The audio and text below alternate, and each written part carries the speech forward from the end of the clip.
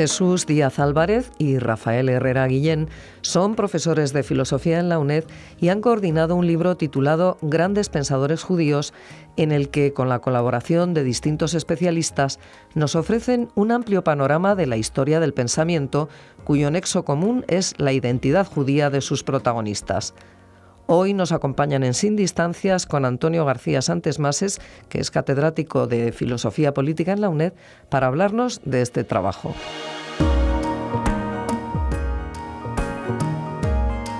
Buenos días. Tenemos hoy con nosotros al profesor Rafael Herrera y al profesor Jesús Díaz, colegas aquí de la UNED, y los dos han sido editores de un libro que tiene tal éxito que ya va para la segunda edición, Grandes pensadores judíos, publicado por la editorial Tecnos, donde también colaboran otros profesores de la casa, Francisco José Martínez sobre Spinoza, Juan García Morán sobre Karl Marx, en fin, hay varios. Y se tratan de muchos autores, porque aparece Leo Strauss, aparece Isaiah Berlin, aparece Levinas, aparece Massauf, aparecen muchos autores. Entonces la primera pregunta a los dos, ¿cómo se os ocurrió este libro? ¿Por qué tuvisteis la idea? ¿Si ha costado mucho hacerlo? ¿Cómo hemos tenido estos años también de la COVID? ¿Cómo ha ido todo eso?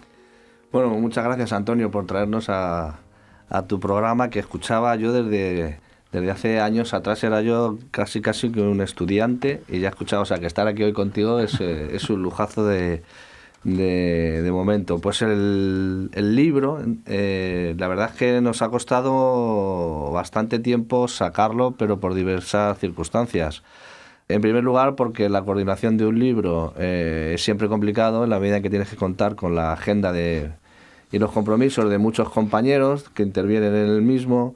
Y luego, por otro lado, porque hemos tenido, entre tanto, pues el COVID y, en fin, una serie de circunstancias que lo han ido retrasando. No obstante, yo creo, y si no me corrija mi amigo y colega Jesús y compinche en este libro, creo que ha salido, me parece a mí, en el mejor momento. De hecho, apenas lleva unos meses el libro en la calle y vamos a hacer la segunda reedición, si no estoy mal informado. Así que estamos muy contentos de que haya salido, creo yo, que en el mejor momento. Uno tiene sus planes, pero la vida tiene los suyos y al final son mejores los planes que tiene la vida que los que uno se hace. Así que yo creo que ha salido en el mejor momento. Pues el libro se nos ocurrió un poco, primero por afinidades intelectuales entre Jesús y yo, modos de ver perspectivas filosóficas genéricas bastante abiertas, plurales y obviamente democráticas. Y luego, en segundo lugar, el reto del libro, que también es un problema que creo que compartimos, es saber si existe una filosofía judía como tal. Es decir, o una filosofía cristiana, árabe, pero queríamos saber, o no saber, sino nos preguntamos si se puede decir que existe una filosofía judía como tal, en la medida en que muchos filósofos de la historia de la filosofía occidental son judíos. En el sentido general de que son filósofos, queríamos saber si el judaísmo tiene algo que ver en esta presencia recurrente de filósofos cuyo origen ha sido judío y muchas veces era una relación con el judaísmo directa, pero otra completamente fría o distante, como puede ser la de Marx, ¿no? Bueno, esta es, yo creo, que la base del libro. Y luego, en cuanto a la selección, etcétera, yo creo que Jesús puede explicarlo mucho mejor que yo, seguro. Bueno, mejor no, puedo intentar explicarlo un poco, ¿no? Bueno, yo también agradecer a Antonio el habernos invitado.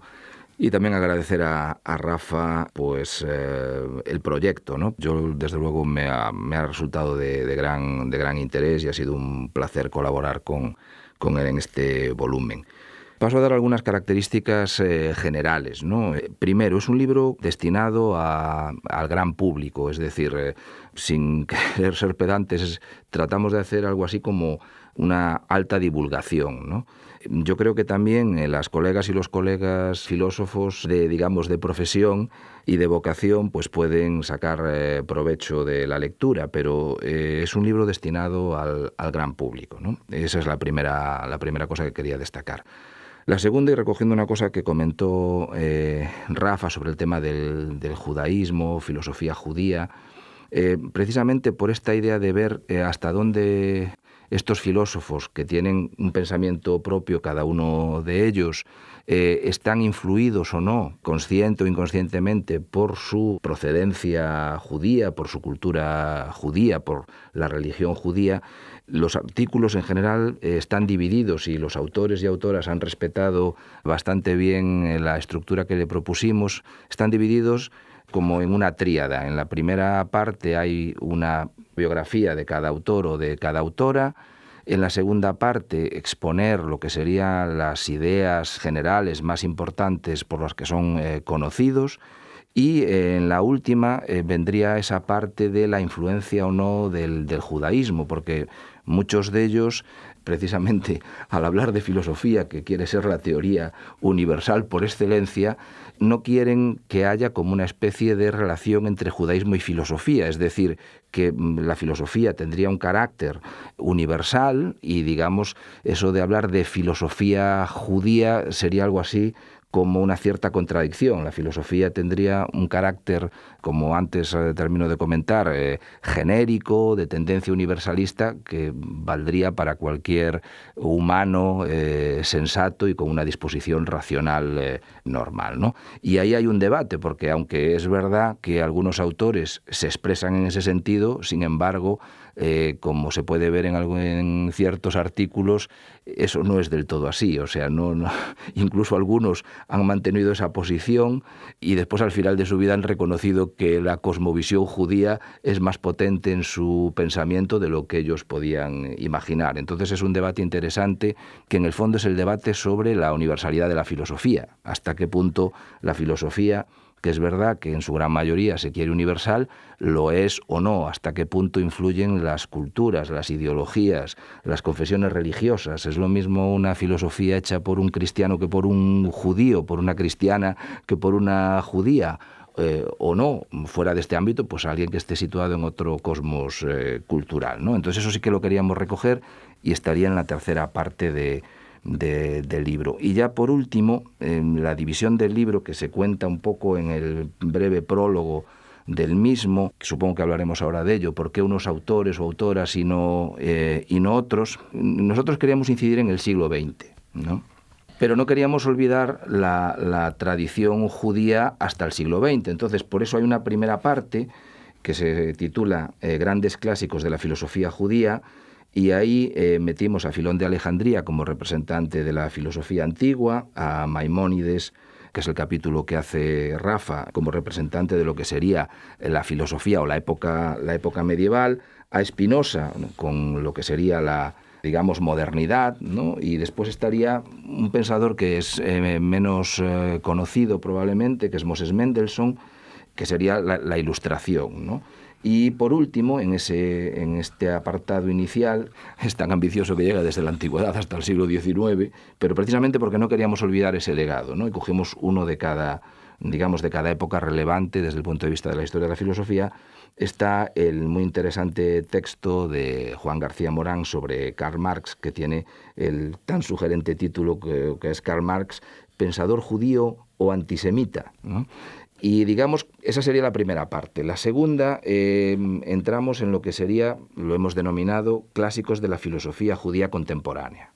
Y ahí lo que hemos querido recoger, por una parte, son autores que son importantes, pero quizá no son tan conocidos. Algunos de ellos sí lo son, pero la mayoría no son tan conocidos. Y también combinar el aspecto de las diferencias geográfico-idiomáticas o culturales, ¿no? Entonces, por un lado estaría Ernst Cassirer, que representaría la parte, digamos, de lengua alemana, Hans Jonas, que estaría en esa misma constelación. Cassirer es un filósofo conocido, pero, digamos, no tanto para el gran público. A Jonas le pasa un poco lo mismo, por eso nuestro interés de recoger ambos. El tercero sería Emmanuel Levinas, que vendría, digamos, a recoger la parte francófona, ¿no?, de pensamiento de filósofos judíos expresados ya no en alemán, sino en francés. Estaría después Leo Strauss, que es un pensador de gran interés, de una gran influencia, pero que tampoco es quizá bien conocido por el gran público. Y es verdad que es de procedencia alemana, pero escribió una parte importante de su obra en inglés, ¿no? Y estaría después, como él al final se exilió en los Estados Unidos, Strauss, y estaría después Isaiah Berlin, pues judío de procedencia rusa que de nacionalidad británica. Entonces, con esto creemos que recogíamos un poco pues las diferentes constelaciones cultural idiomáticas de lo que entendemos por pensamiento judío, e insistimos, no queríamos coger tampoco pensadores que fueran tan mainstream, ¿no? Que fueran hiperconocidos, y eso es lo que explica que hablaremos después de algunas de las exclusiones. Y la última sería grandes intelectuales judíos. Ahí estaría Max Aub, que hemos querido recoger con ello la tradición judeo-española, muy importante, insuficientemente y muchas veces maltratada. Estaría después Primo Levi, que no necesita más presentación. Leo Pinska, que es uno de los grandes pensadores y, en fin, de los grandes teóricos del sionismo. Estaría después Paul Celan, Clarice Lispector, que lo hace Isabel Tarancón, pero aquí es tratada de un modo muy interesante desde el punto de vista filosófico. Y el último, pues Jaron Lanier, que probablemente es muy desconocido para casi todo el mundo, pero que ha tratado el tema de la digitalidad, del mundo digital. Y eso es un poco la explicación de la constelación del libro. Vamos a ver, en el mejor momento sale. Sale en el mejor momento, claro, esto del mejor momento puede dar para muchas consideraciones. No cabe duda que cuando los problemas se hacen completamente palpitantes, incluso con la violencia, con la guerra, pues hay más afán de conocer. Por eso es importante decir que efectivamente el libro está previsto, está publicado, aunque haya aparecido después, antes de los conflictos del 7 de octubre del 2023, o sea, antes del último, todo lo que ha ocurrido en Gaza, en el Líbano, etc. Por tanto, sí que permite pensar las cosas desde antes, pero ya en una historia muy cargada de memoria, muy cargada de violencia, de agravios, de conflictos, de controversias. Y entre ellos, pues no cabe duda que la personalidad de Maimónides es interesante, porque muchas veces se le ha planteado, se le ha traído incluso como referencia de una convivencia entre culturas, convivencia de las tres culturas. Hay cátedras Maimónides, centros Maimónides, para mostrar que ese mundo... Sí, bueno, es el personaje del que habla Rafa, que también tiene otro libro precisamente sobre Maimónides. ¿Qué nos puedes decir de Maimónides? Bueno, pues sí, le he dedicado algún tiempo a Maimónides y supongo que le dedicaré más en el futuro porque es inabarcable. Bueno, sí, decíamos antes que el libro sale en el mejor momento, pero bueno y ser se dice de muchas maneras, eso está claro, como sabemos, en filosofía.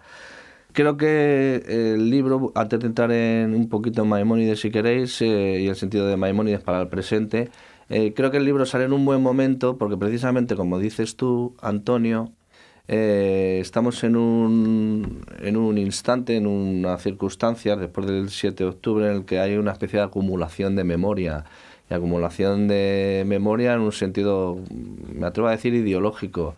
Entonces, frente a esta situación de pulsión y pasional, creo que el libro viene en buen momento, no por ventas, porque aquí nadie está para hacerse rico, ni mucho menos, y este tipo de libros no se hacen para eso, ni mucho menos, sino que creo que es un buen momento porque está bien intentar abrir canales, por pequeños que sean, o intentar encontrar esos huecos entre la memoria acumulada en el que vivimos, en donde entren los debates de ideas, ¿no?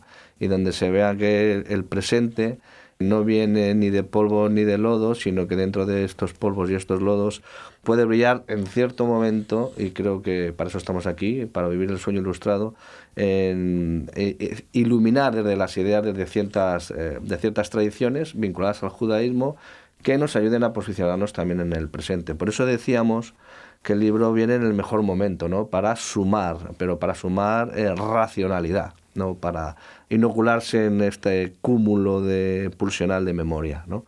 Y creo que en este sentido nada de lo que digo lo extraigo de mi propio cerebro, sino que lo he aprendido de Maimónides. Entonces, como lo he aprendido de la Guía de Perplejos, y uno es un perplejo que va por la vida sin quitarse del todo la perplejidad, a mí cuando me viene a la cabeza la palabra perplejo, no lo he escrito nunca y tampoco creo, no sé si lo he dicho alguna vez, pero lo voy a decir ahora.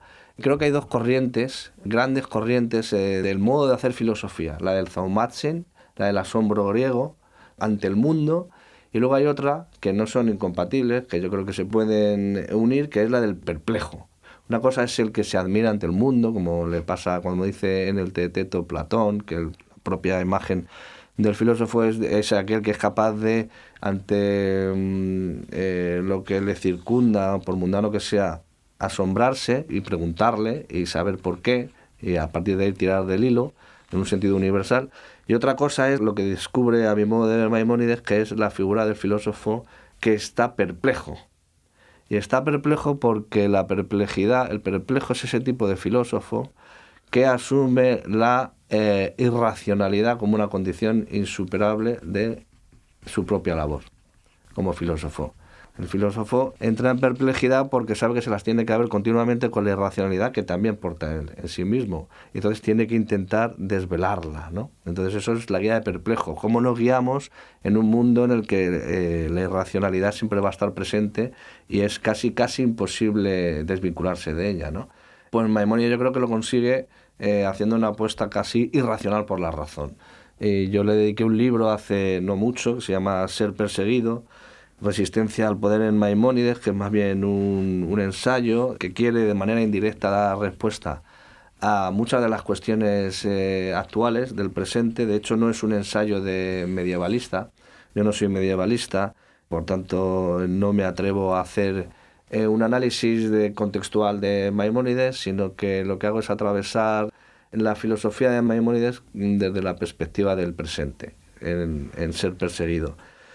Y el título es Ser perseguido porque quizás como una reacción anti-smithiana, es decir, me parece que la presencia de Carl Schmitt en la filosofía contemporánea es abismal en todos los órdenes, tanto en la izquierda y en la derecha, hasta el punto de que creo que muchas de las categorías, o incluso en los debates públicos que hay, son de fuerte o de hondo calado smithiano, con los peligros que eso tiene, incluso para la democracia. Y no hace poco ha habido nuevos partidos que ahora se han diluido, que tienen una base smithiana evidente, pero no vamos a entrar por ahí, sobre todo estando tú, Antonio, aquí delante, que lo sabes todo al respecto, no me voy a atrever yo. Pero sí que cuando hice este libro, y no quiero hablar mucho de este libro, porque ni mucho menos voy a sintetizarlo, lo que hago en el capítulo de Grandes Pensadores Judíos es una síntesis de lo que viene en la monografía de Ser perseguido. Que la idea es intentar neutralizar, palabra smithiana por antonomasia, neutralizar al propio Smith y sus categorías fundamentales, amigo y enemigo. Intento, no lo consigo, ya lo adelanto, no lo consigo, pero merece la pena el fracaso, por lo menos para mí. Intento establecer la dicotomía más entre perseguido y perseguidor, y analizar la política desde esos dos conceptos, perseguido y perseguidor, a través de la guía de perplejos. Y ahora ya termino y me voy al presente. La pregunta fundamental del volumen de Grandes Pensadores Judíos es: ¿existe una filosofía? ¿Cómo influye el judaísmo en la filosofía de estos filósofos? Bueno, Maimónides es el gran racionalista del judaísmo, el primer gran racionalista. Bueno, ha habido intentos anteriores. Y su apuesta es decidida por la razón. Esto, aunque hay una mística al final, yo creo que no nos vamos a entrar ahora por ahí, pero hay un cierto misticismo de la razón en Maimónides. Es el que asume que el judaísmo o es racional o no puede ser. El judaísmo, viene a decir, es la religión de la racionalidad. Bueno, y ahí ya podríamos entrar en todos los debates, pero esa es la hipótesis. Y dice que el único momento que un judío debe deslindarse de su relación con el judaísmo es en caso de ser perseguido. Es decir, el judío no tiene derecho al martirio, dice Maimónides. El martirio es, no puedo decir la palabra pecado, porque no existe como tal en el judaísmo, pero el martirio, el morir por la religión, va contra los valores de la propia religión. La vida es lo primero, y la construcción de una paz desde la razón es el objetivo. Es decir, el objetivo mesiánico en Maimónides es construir la paz desde la razón y evitar llegar a esa paz mesiánica a través del martirio. Yo creo que esta es la lección fundamental que se saca de Guía de Perplejos, y creo que es una idea que hoy, a día de hoy, después de todo lo que ha pasado, tiene mucha vigencia. Y eso es lo que yo intento decir de una manera muy sintética en el capítulo de Grandes Pensadores Judíos. Y como veis, me apasiona Maimónides y me podría enrollar aquí. Pido disculpas por todo el rollo que acabo de echar, porque hay capítulos buenísimos en el libro. No, hombre, pero nosotros tenemos esto apasionante sí, para animar a la lectura. Para terminar este primer programa, a mí me gustaría decir algo de los ausentes del capítulo sobre Spinoza y del capítulo sobre Karl Marx, de nuestros dos colegas, de Francisco José Martínez y de Juan García Morán. Porque efectivamente Spinoza sí que aparece, pues, cuando decías perseguido, en el momento que el hombre perseguido, que a ver cómo logra sobrevivir. Y claro, es un pensador que ha provocado una atracción extraordinaria en el pensamiento político y en la filosofía, porque cómo planteaba toda la perspectiva de la relación con la religión, con la razón, toda la idea de cómo, de alguna forma, el tercer grado de sabiduría, que nosotros aquí le hacíamos las bromas hace años ya a Francisco José Martínez, quien llegaba al tercer grado de filosofía, le decía muy serio, los filósofos, hombre, el auténtico filósofo. Bueno, pues esa perspectiva que va a tener Spinoza, tan distinta a la de Hobbes, tan distinta a la de Leibniz, tan distinta a la de Kant, pero que de alguna forma llega después. Por eso me parece un capítulo excepcionalmente interesante el de Juan García Morán sobre Marx, porque sí que trata, en la cosa que ha dicho Jesús, de los tres momentos, la biografía, el resumen de las tesis fundamentales y la vigencia, sí plantea un problema que yo creo que es decisivo. El próximo programa hablaremos del siglo XX, pero que es la idea de cuánto sabía, sobre todo después de la Ilustración, que, hombre, ellos el judaísmo lo pensaban como una cuestión histórica que estaba detrás, sí, tenían origen, pero ellos se vivían plenamente ciudadanos. Entonces está muy bien planteado por el trabajo de Juan, la imagen del propio padre, que en un momento determinado dice, bueno, hay puestos a los que no puede usted llegar por ser judío. ¿Pero cómo por ser judío? Si ya estamos en la posilustración, ¿qué significa esto de por ser judío? Entonces, ¿qué significa yo por qué me tengo que convertir a otra religión, al protestantismo? Entonces, claro, es de las primeras cosas que Marx tiene que plantear hasta dónde llega la cuestión judía, hasta no, porque durante mucho tiempo se pensaba que reduciéndolo a un asunto privado, sobre todo en países que no tenían una religión confesional como España. España, claro, tenía una religión confesional y había expulsado a judíos, y había expulsado a musulmanes a partir de los reyes católicos, y el Estado confesional había sido muy fuerte. Pero en otros países decía, bueno, pues una de las formas que lo mantengan en privado. Pero claro, hay un momento que les dicen, oiga, aunque usted quiera hacerlo en privado, usted tiene una identidad que nosotros en un momento determinado la podemos poner encima de la mesa. Y por tanto, para Marx viene esa gran pregunta, ¿eso subsistirá? ¿Eso no subsistirá? ¿Eso se resolverá cuando el auténtico conflicto, que no es el de la nación, que no es el de la religión, que es el de las clases sociales, supere este modo de producción capitalista? Claro, de alguna forma, la idea de que eso quedaba atrás, porque ya llegaba la crítica de la religión, aquello de Marx es la premisa de toda crítica, y de alguna forma, pues eso iba a plantear que de la crítica del cielo se pasaba a la crítica de la tierra, la crítica del derecho, a la crítica del Estado, a la superación, y se superaba toda alienación. Es verdad que ahí ya se entraba en el debate el más joven y el más maduro, pero sí se tenía un poco esa idea.